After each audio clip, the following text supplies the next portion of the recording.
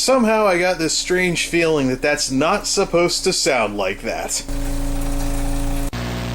The wacky world of MultimediaJay. Hey Jokers, MultimediaJay here, and today I'm trying to squash my AV receiver with 2 subwoofers. Actually, no. Number one, that's yet another joke that Druaga does better than I do. Number two, I think after a little over 10, 11 years or so, I finally started to tear a cone in this Klipsch accordion sub. For those of you that aren't familiar, this is... Focus! Hello! For those of you that aren't familiar, this is the Klipsch Promedia Ultra 5.1 subwoofer. It came with the old computer speakers that Klipsch used to make back in the mid-2000s, at least that's when I bought mine. But this was after Klipsch fixed all the issues with the amplifiers that were blowing out 5.1s all over the place. Then again, computer speakers with big amps with hundreds of watts inside a closed box like this that doesn't have a port like that, well, it has a port, little one in the back. But there's really not much airflow unless you're running the subwoofer quite a bit. Is that how it's supposed to stay cool? And things like that. But anyways, yeah, so I want to see what's rattling, because if we go down to 28 hertz, we don't get a clean bass signal. So we start getting noise like we're running something. This side sounds okay, but it's the other... Yeah, listen to that. And it sounds like something's rattling loose inside this thing. Which is an absolute shame, because this box is actually very well designed. I'm probably going to keep the box. If I end up replacing the cones, I'm definitely going to replace the cones and keep the box, because this thing is so well designed with thick wood and everything, and it doesn't have a giant port, so there isn't much for port noise. Whereas other subs that I've played with fart out around 30 hertz or so, this thing will actually make it down into the 20s with 2 8s, versus this thing. So here's what we're going to do. We're going to take this thing over to the newly, freshly cleaned up project area. Thanks, vacation! And we're going to take a look inside, see if something's rattling in there, and if the cones are torn, and, well, at the very least, that's a little dented. Wear and tear, folks, wear and tear. That's why you shouldn't use your subwoofers as footrests.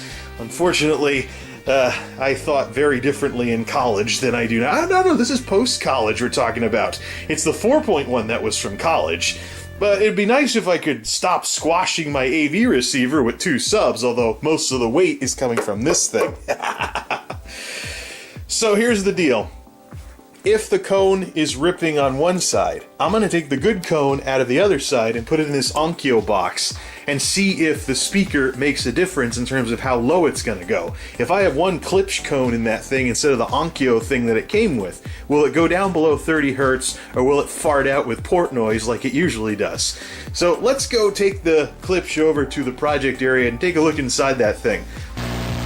And just for comparison, here's the stock Onkyo sub with one downward firing cone and a rattier case, basically. I should just go over that with a Sharpie or something like that. You know, there's something about subwoofers on their side like this that kind of reminds me of a dog that wants their belly rubbed. Oh, such a good doggy! Whatever. Anyways, for comparison's sake, let's see what happens here. I'm guessing it farts out with a bunch of port noise. Yep, the cone seems to be alright. I don't see any signs of tearing. Oh! It's making the thermometer rattle. Alright, so the thermometer is part of the rattling. But notice, once we get the thermometer out of the equation, you just hear port noise, which is what this thing does. It's a nice, clean sound, unless I touch it, of course. It's a nice, clean 28 hertz sine wave with port noise. That's enough of that. If we go down to 25 hertz, though, which the Klipsch thingy does, if we go down to 25 hertz, which is where the Klipsch bottoms out, we get this. Slightly less amplitude, but a lot more air going through the port. We already did that once, though, where you tried drying your hand in that thing. Ratty chair notwithstanding, the project area has gone through some renovations over the last week or so. getting down to that's the last bin of stuff to sort out, and there's now more drawers to sort everything with. I went over to Walmart and got the 3 big drawers with wheels SKU. I previously had the 5 drawers no wheels over here, and of course, as predicted, they all stuck together, and this whole thing will wheel around the geek house if I need to take it somewhere else or get it out of the way or something like that. So I brought, of course, the Netflix keyboard over here to have some music playing while I'm taking a look at this thing. Don't know if I need all these lights though. Probably turn off the dome light and keep just the torches going. But this is the new setup for the project area. The computers are all hiding under the table now, so including the Delosaurus hiding out way there in the back and things like that. I also simplified my setup back to the original setup because if I have one of these hooked up, I don't want it to be a permanent thing anyway, so I found I wasn't using the secondary computer setup as I thought that I would. So let's take this thing apart and let's see what's rattling loose and see how those cones are doing. We found our culprit. A little piece of plastic that was probably on the floor that got sucked in through the port when I was blasting bass. It went up and in, got stuck back here, and couldn't get back out. Rattle, rattle, rattle, rattle, rattle as the air moved all over the place. I wonder if this will give me clean bass if I hook everything back up. Did sound like maybe one of these cones was flapping a little, but now that the plastic's gone, let's see if we get a clean 28 hertz. I want to dust that out of it. Yeah, that's the same thing that happened last time. There was the covering from the relay that got stuck in here and it couldn't get out because for some reason, when you've got the only movement that you get is from bass, basically it gets stuck way down there in the back and it's all over basically. Unless you can miraculously fit under this itty bitty bit of space that my fingers can't even fit under. It's a great enclosure though. This is probably half the reason why it goes down as deep as it does. Just the design of it all, and the best part is the port is nicely spread out. So it's not like that big hole in the side of the box with the other one that just farts out at 30 hertz. Let's wire this back up and see if it still works. Unfortunately, I was using paper clips for the wiring to preserve the connector that this came with back then, so I couldn't solder anything, so we'll have to see if it still holds up.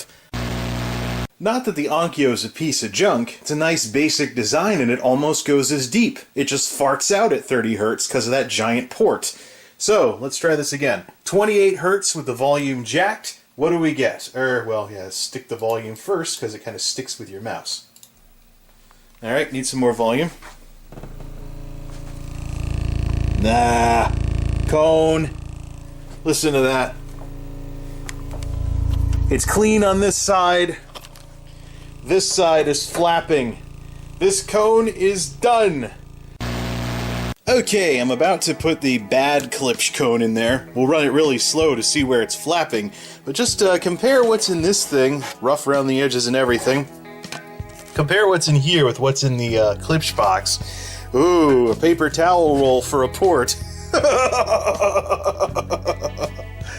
Yeah, not quite as robust, and rough around the edges. Put some sandpaper to that thing, darn it. Okay, bad Klipsch cone, 28 hertz, jacked volume on the tone generator. Let's see what happens. You're kidding. Are you kidding me? Unbelievable. Well, the sum total of the noise that you're hearing is port noise because of the box. But this speaker is perfectly fine. It's flapping at 28 hertz like it's supposed to. So that means the sum total of what was wrong with that subwoofer was the caved-in mesh was caved in so much that the cone was bumping up against it, causing that noise. Epic fail. And just like that, I've pulled a Rebecca Black and gone from Friday to Saturday.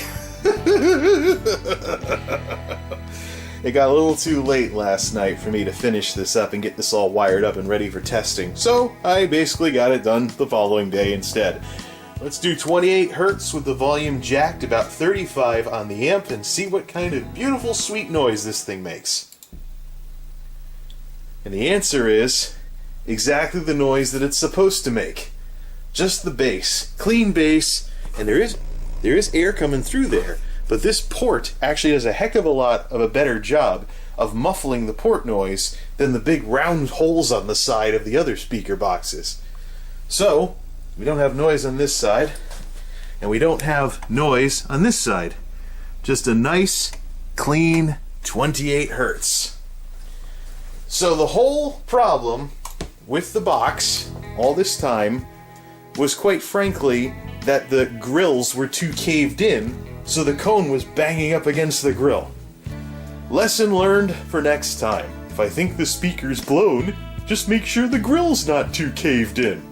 Now let's see if I can put the grills back on without caving them in again.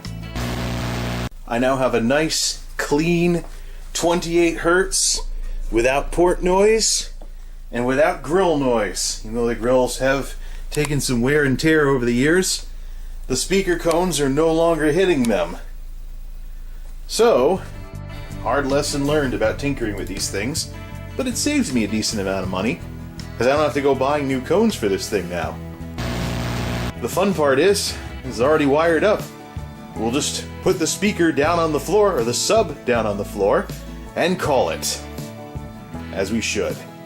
Till next time, this is MultimediaJay, signing off. Thanks for stopping by.